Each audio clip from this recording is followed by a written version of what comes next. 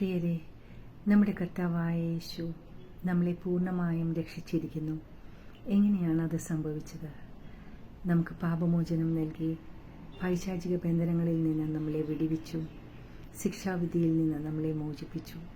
ഇന്ന് നമ്മൾ നിർദോഷവും നിഷ്കളങ്കരും കുറ്റമില്ലാത്തവരുമായി അവൻ്റെ വരവെങ്കിൽ അവൻ്റെ സന്നിധിയിൽ ആനന്ദത്തോടെ നിൽക്കുവാൻ വേണ്ടി അനാദികാലം മുതലേ നമ്മളെ മുൻ നിയമിച്ചവരെ വിളിച്ചവരെ നീതീകരിച്ചവരെ തേജസ്കരിച്ചും ഇരിക്കുന്നു.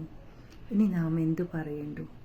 ദൈവം നമുക്ക് അനുകൂലമെങ്കിൽ പ്രതികൂലമാര്? സ്വന്തം പുത്രനെ ആദരിക്കാതെ, സ്വന്തം പുത്രനെ ഒഴിവാക്കാതെ നമുക്ക് വേണ്ടി ഏൽപ്പിച്ചു തന്ന പിതാവ് ആ പുത്രനിലൂടെ സകലതും നൽകാതിരിക്കുമോ എന്ന് വചനം ചോദിക്കുന്നു. സകലതും, നമ്മുടെ ജീവനും ഭക്തിക്കും വേണ്ടിയതൊക്കെയും ദാനം ചെയ്ത് കഴിഞ്ഞിരിക്കുന്നു പ്രിയരെ.